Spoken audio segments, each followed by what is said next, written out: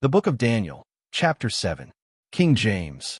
In the first year of Belshazzar king of Babylon, Daniel had a dream and visions of his head upon his bed.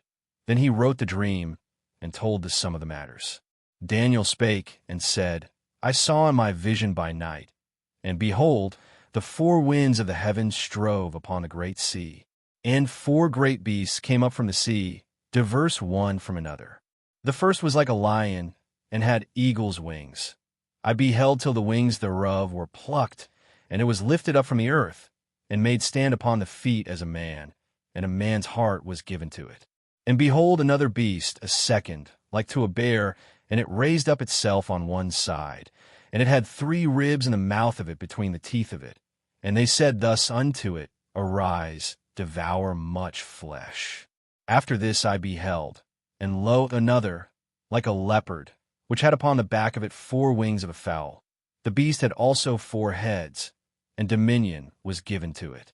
After this I saw in the night visions, and behold, a 4th beast, dreadful and terrible, and strong exceedingly, and it had great iron teeth. It devoured and brake in pieces, and stamped the residue with the feet of it, and it was diverse from all the beasts that were before it, and it had 10 horns.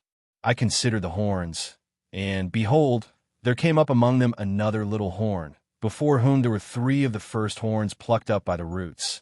And behold, in this horn were eyes like the eyes of man, and a mouth speaking great things.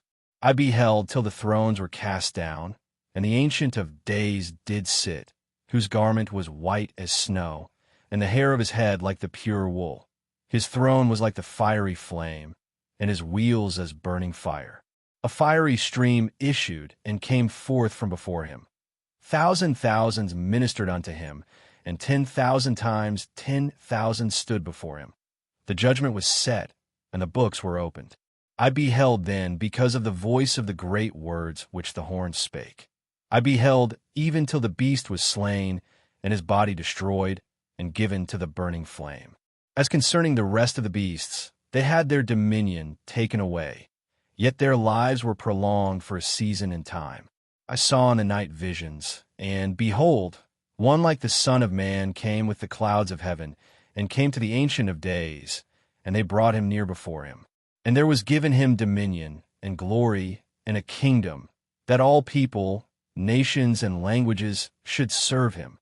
His dominion is an everlasting dominion, which shall not pass away, and his kingdom that which shall not be destroyed. I, Daniel, was grieved in my spirit in the midst of my body, and the visions of my head troubled me. I came near unto one of them that stood by, and asked him the truth of all this. So he told me, and made me know the interpretation of the things. These great beasts, which are 4 kings, which shall arise out of the earth. But the saints of the Most High shall take the kingdom, and possess the kingdom forever, even forever and ever. Then I would know the truth of the 4th beast, which was diverse from all the others, exceeding dreadful, whose teeth were of iron, and his nails of brass, which devoured, brake in pieces, and stamped the residue with his feet. And of the 10 horns that were in his head, and of the other which came up, and before whom 3 fell, even of that horn that had eyes, and a mouth that spake very great things, whose look was more stout than his fellows. I beheld, and the same horn made war with the saints, and prevailed against them, until the Ancient of Days came, and judgment was given to the saints of the Most High, and the time came that the saints possessed the kingdom. Thus he said, The 4th beast shall be the 4th kingdom upon earth, which shall be diverse from all kingdoms, and shall devour the whole earth, and shall tread it down, and break it in pieces. And the 10 horns out of this kingdom are 10 kings that shall arise, and another shall rise after them. And he shall be diverse from the first, and he shall subdue 3 kings. And he shall speak great words against the Most High, and shall wear out the saints of the Most High, and think to change times and laws. And they shall be given into his hand until a time and times and the dividing of time. But the judgment shall sit, and they shall take away his dominion, to consume and to destroy it unto the end. And the kingdom and dominion, and the greatness of the kingdom under the whole heaven, shall be given to the people of the saints of the Most High, whose kingdom is an everlasting kingdom, and all dominions shall serve and obey him. Hitherto is the end of the matter. As for me, Daniel, my cogitations much troubled me, and my countenance changed in me, but I kept the matter in my heart. Commentary. Key principle. Earthly kingdoms rise and fall, but God's eternal kingdom, through Christ, will ultimately prevail.